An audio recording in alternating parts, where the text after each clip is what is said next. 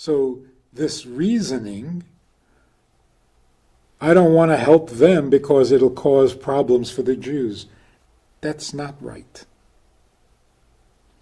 When somebody's in trouble, you help them according to what they... One of the greatest stories ever told is the story of Jonah and the whale. Let's revisit the story and find out the full meaning and lesson and purpose of recording that story and making it part of the Torah. God comes to the prophet Jonah, and he says, go to the city of Nineveh and prophesize. Tell them that if they don't repent in 40 days, the city will be destroyed. Nineveh was a very sophisticated for its time. It was a large city, and it was advanced technologically. They had irrigation canals, very, very sophisticated. Next thing we know, Jonah is on a ship sailing off from Tarshish. Where is he going? What is he doing? What's happening? A storm breaks out, and the ship is floundering. The people cry out to their gods, to the different religions or whatever they were called back then. But it doesn't help. They throw their equipment overboard to lighten the load, and it doesn't help. And then they find Jonah sleeping below deck. And they say, what are you sleeping? Call out to your God. Pray. Do something. Like they say, don't rely on miracles, pray. And then they say, who are you? Where are you from? Jonah says, I am an Ivri, which is the Hebrew origins for the word Hebrew. And I fear the God of heaven. And this storm is my fault. So if you want to save yourselves, throw me overboard.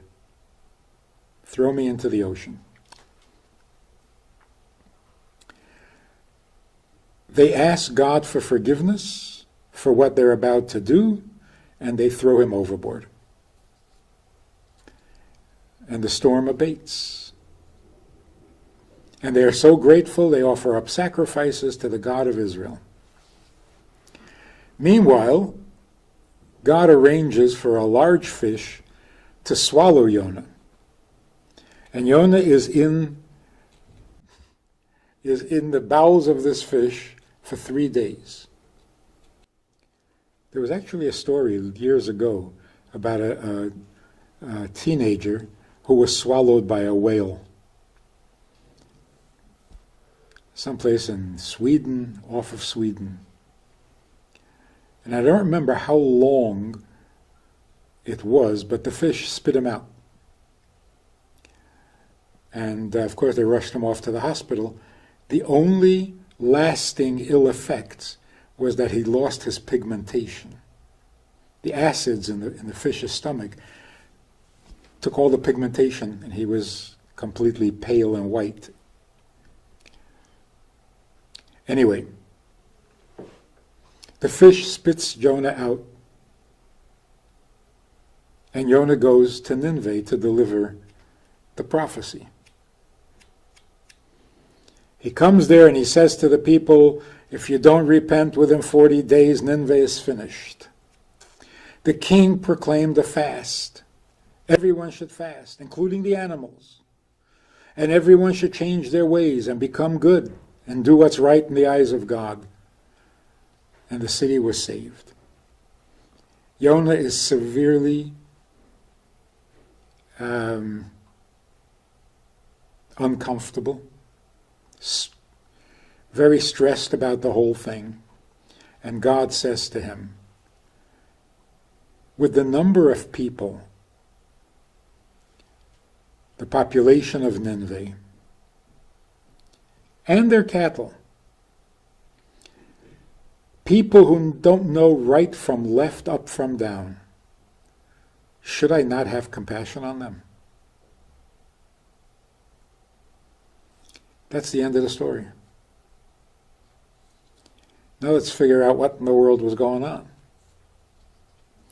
So just to give you a little background, at the crossing of the sea, when the Jews were leaving Egypt,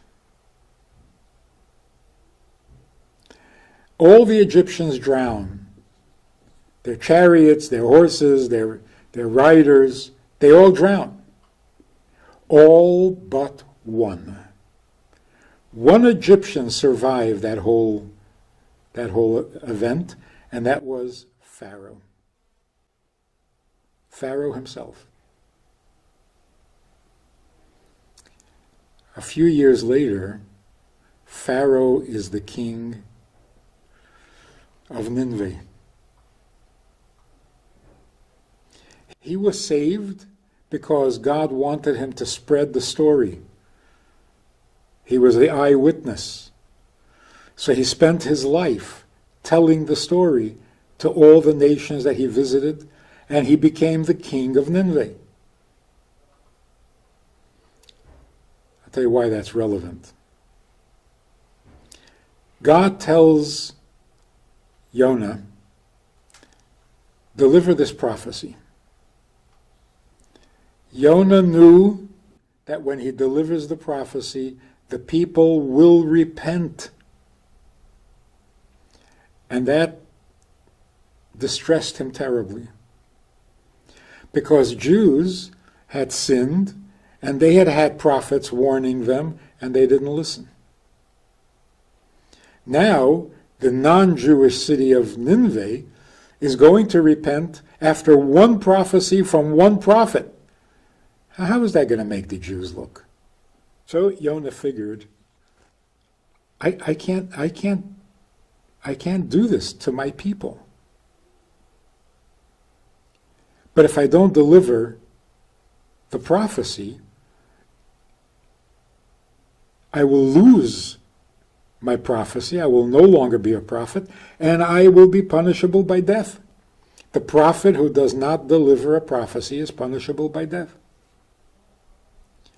And Jonah said, well, so be it. I can't do something that might harm the Jewish people. So he gets on a ship. Now where is he going? He's trying to run away from God? No, he's trying to leave Israel, because outside of the land of Israel there is no prophecy. So he is surrendering, he's giving up his role as a prophet. He will no longer receive any prophecies, and he'll probably die for not delivering this message.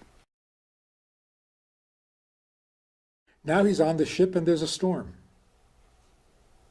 Everybody's praying, everybody's crying, screaming, panicking. He's sleeping. He figures, okay, here we go. I'm doomed. When they come and they say to him, how come you're not praying? He says, I am an Ivri. It's interesting that the word Hebrew, the English word or Latin word Hebrew, in the original Hebrew, also has the meaning of crossing over, because Avraham was called the Ivri, because he was from the other side of the river. So Ivri means the other side. When the Jews crossed the sea during the splitting of the sea, that was called crossing over. So when they said to Jonah, how come you're not crying and praying? He said, me? I'm from those people who crossed through the seas. Seas don't scare me. We walk through seas. So, no, I'm not panicking about the storm and about the ocean. I might die, but that's because I sinned, not because of the water. Water doesn't scare me. God scares me. I am afraid of God, not of water. So he says, throw me overboard. No sense for you to suffer from my sins. So they throw him overboard. Now God appreciates Jonah's devotion to his people. That makes him a real leader of his people. So God does not kill him. God saves him and says, come on, it's not too late. You can still deliver the prophecy. So Jonah goes to deliver the prophecy. But then he is so dismayed at what he had done. God assures him that it will never be held against the Jews. How did Jonah know for sure that the people of Nineveh are going to repent? He knew who the king was. The king was Pharaoh. He was not going to mess with God again. So if the prophecy said, repent or else, of course he's going to repent. And he'll get everybody to repent with him. He told them the story. He told them, I am Pharaoh. And I was spared for only one reason, to tell you not to mess with God. So they all repented. But Jonah was very distressed. So God said to him, and this is the main punchline of the story. It's not about whales swallowing people. The punchline of the story is God explained something to Jonah that we need to know. God said, how could I not have compassion over such a large number of people and their cattle when they don't even know up from down, they don't know right from wrong? How can I not have compassion on them? And guide them through a prophecy to a better way of life. So here's what God is saying. You're running away, you don't want to deliver the prophecy because it'll reflect badly on the Jewish people. I appreciate that. And I promise you that it will not be held against the people. But in the name of justice, when people are innocent of their sins because of ignorance, and yet their sin will bring devastation to them, how are we supposed to rightfully, justly, how are we supposed to think? How will this affect another people in the future? That's not justice. Look at the people themselves and judge them for who they are. That's called pursuing justice. So this reasoning, I don't want to help them because it'll cause problems for the Jews, that's not right. When somebody's in trouble, you help them according to what they deserve, not bringing in other considerations that are irrelevant to them. So do the right thing in each case. First, make sure that they don't suffer because they really don't know what they're doing. The ramifications on how that's going to affect another people in the future, that's your second project, not your first. The first project is, how can you not have compassion on these people? That's what's on the agenda today. And it's a little reminiscent of Avraham and Sarah send Hagar away with her child. And the child is crying. because he's thirsty. They're in the desert and their water dried up. But this is Ishmael, who had to be sent away because he was corrupting Isaac. So his mother, understanding and knowing who this boy was, gave up hope. But God says to her, why are you despairing? The boy is crying and God has compassion. The fact that he will grow up to be a wicked man, that's not how God works. God deals with what is there on the ground at the moment. He's a child, he's innocent, and therefore God will provide water for him. What's going to happen when he grows up? We'll deal with it when the time comes. Same thing here. God is telling Jonah, look at what's in front of you. First things first.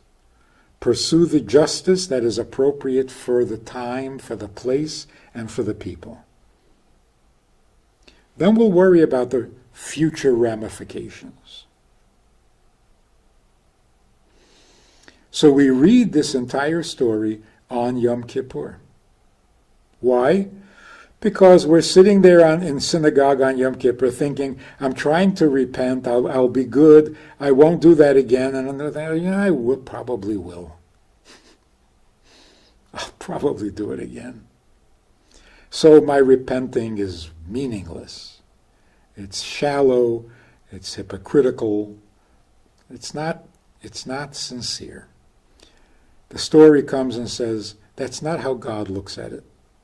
You are in the synagogue. You're asking for forgiveness. You want to stop sinning.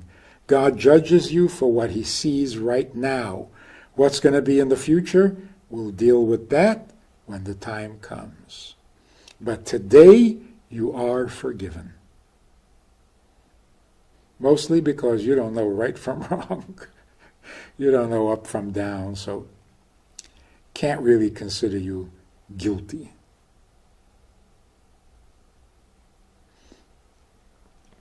This is an interesting lesson for some of those people who are so critical, terribly critical, of their own people. Some rabbis who find that every Jew who isn't living up to the maximum observance level that they think is necessary, they have some pretty harsh things to say about them. But look at here. The city of Nineveh. God says, how can I not have compassion on them? They don't know left from right.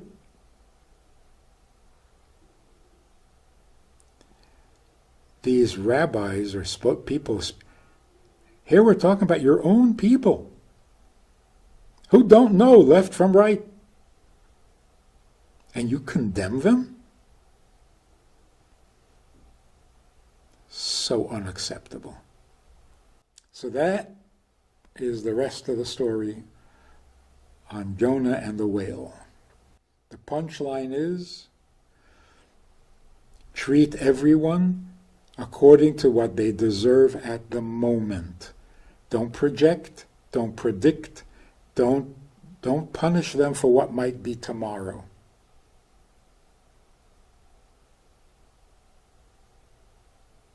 It's an important lesson. We have a Sunday night program for VIPs that you might be interested in. It's informal, it's questions and answers, it's conversation. It's really relaxed, it's really pleasant, enjoyable, informative, and kind of community-like. It's a Sunday night program. There's a Wednesday morning program for the VIPs, and there's a Wednesday night program. All of it just conversation, casual, laid back, unscripted. So join us. Take a look. Click the link below and see which of the three suits you best, and join us for some enjoyable conversation.